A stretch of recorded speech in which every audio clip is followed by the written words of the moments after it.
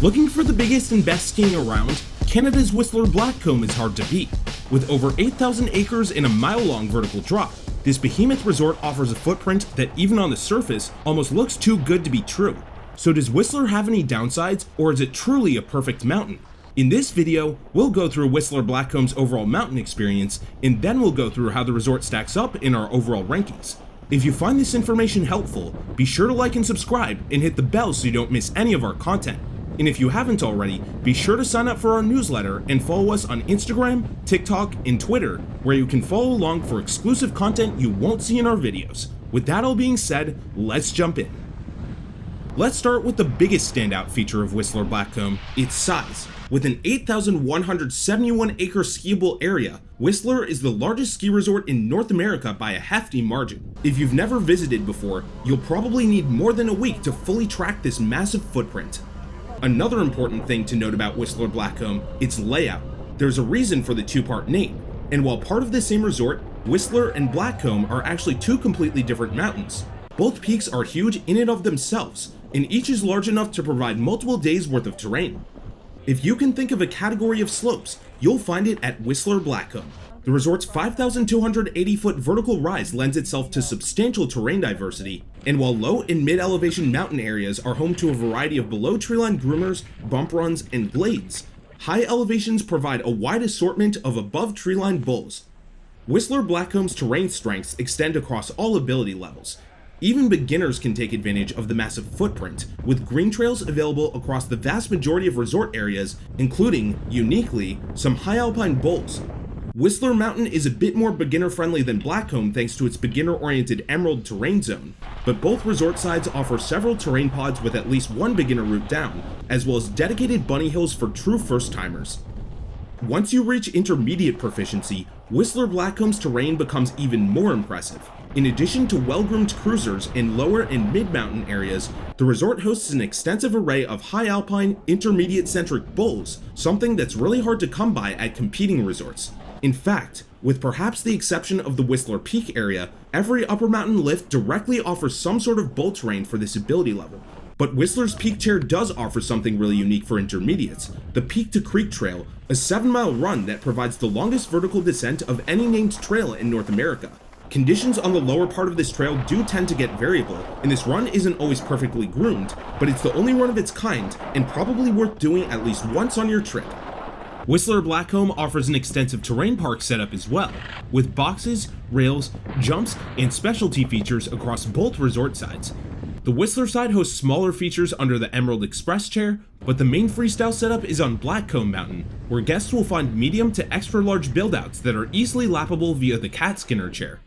However, the resort's terrain park presence has taken a step back in recent years, and the previously common halfpipe builds have all but disappeared. What you'll really want to be when you visit Whistler Blackcomb is an expert. With over 2,000 acres of black and double black diamond terrain alone, Whistler Blackcomb is home not only to a diverse selection of steeps, but also some of the most technical challenges in all of North America. Even on the single blacks, small cliffs persist off many trails, and ridges along mountain ranges form large cornices, chutes, and couloirs. If there's a double black diamond sign, don't even think about making a wrong move. The entrances to these runs can be especially difficult with no room for error, either requiring prolonged cliff drops, mandatory straight lining, or a combination of both. For the most extreme trails, you'll want to check out Whistler's Peak Chair and Blackcomb's Glacier Chair, with the Spanky's Ladder area off Blackcomb, which does require a short hike to reach, especially standing out. Unlike many of its competitors, most of Whistler Blackcomb's bowls and expert terrain are directly accessible from lifts. Only a few bowls at the peaks mandate hiking, but they're consistently less tracked than other parts of the resort and well worth it. The Flute Bowl off the Symphony Chair, which requires the only lengthy hike at Whistler, tends to offer the best snow conditions at the resort. Whistler's top-tier avalanche control operations are also worth mentioning. While the resort's intense terrain is naturally susceptible to avalanches, the resort uses multiple control methods to keep the resort operating safely and efficiently after storms. Whistler and Blackcomb mountains diverge quite a bit as they rise up into the sky, and the only trail connection between the two is at the base. But for those who are higher up, the two resort sides are also connected through the incredible peak-to-peak lift, which spans almost 2 miles between towers and has the highest point above ground of any aerial lift in the world. This tri-cable gondola provides breathtaking sights of the two behemoth mountains and arguably scary sights of the ground below. But the peak-to-peak is only one of several unique experiences at Whistler Blackcomb that make for an unequaled resort atmosphere. Several other lifts fly above canyons or massive cliffs. The upper mountain areas, with no trees and low crowding if you can find the right place, can feel completely isolated. And if you go to Blackcomb Glacier at the right time of year, you can find a mind-blowing ice cave. If you get to Whistler Blackcomb on a clear day, the feeling you'll get is absolutely incredible.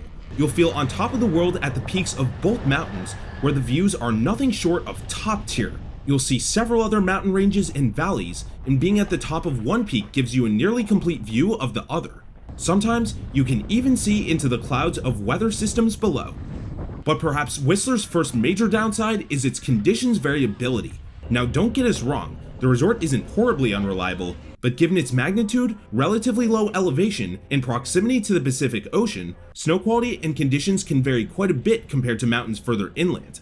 Snowstorms can occur at some elevations while completely passing over others. It often gets windy at the peaks, sometimes unbearably so.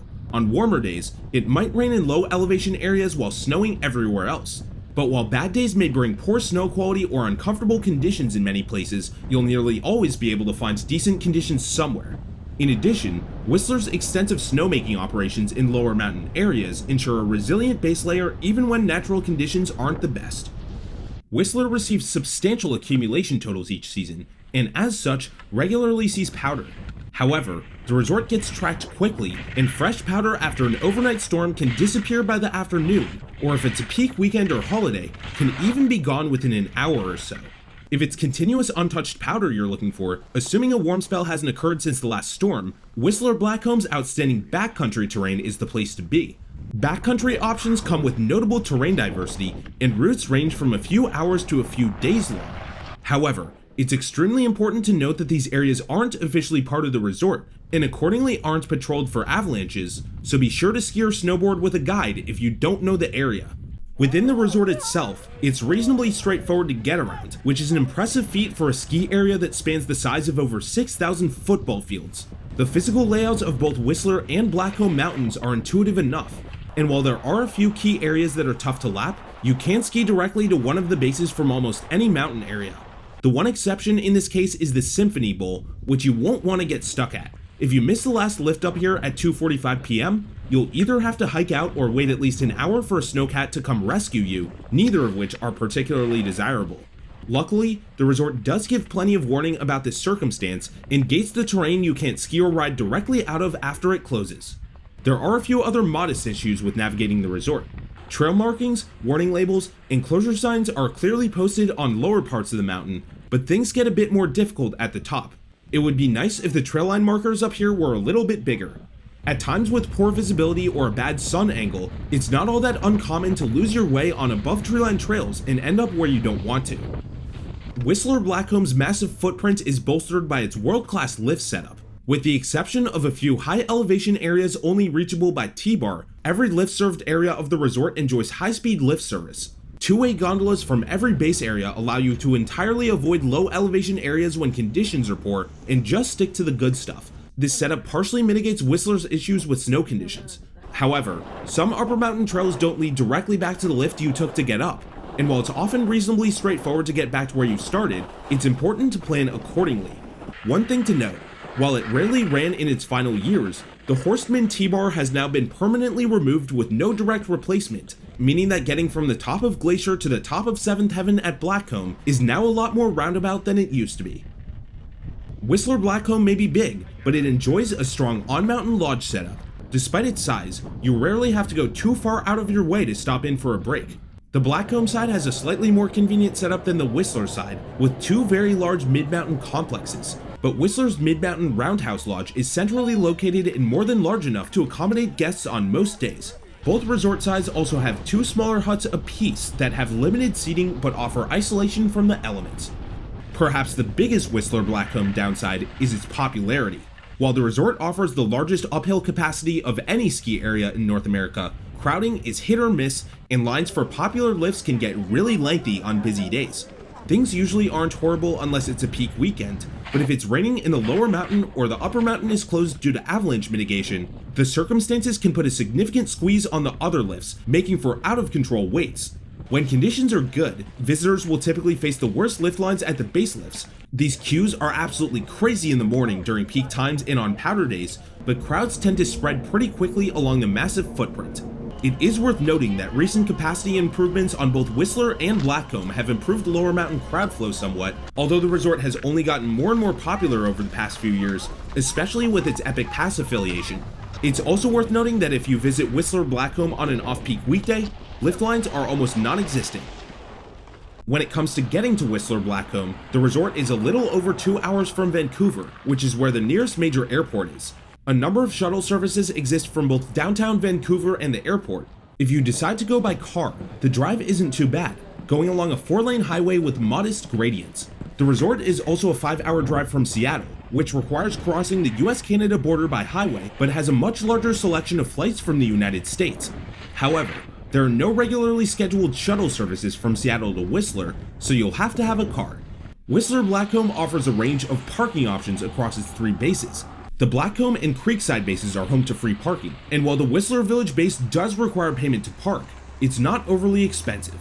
Whistler Blackcomb offers multiple lodging options ranging from bargain basement to ultra luxury across its expansive base village. Slopeside hotels are reasonably priced for the value. Most have hot tubs and pools, and some even offer free ski valet services. Hostels and pod hotels don't have much in the way of amenities, but are dirt cheap and offer social vibes. When it comes to the Aprés-Ski and nightlife scene, Whistler might be the best game in town. The Blackcomb and Whistler bases are home to several slopeside bars and restaurants with sweet happy hour deals and vibes.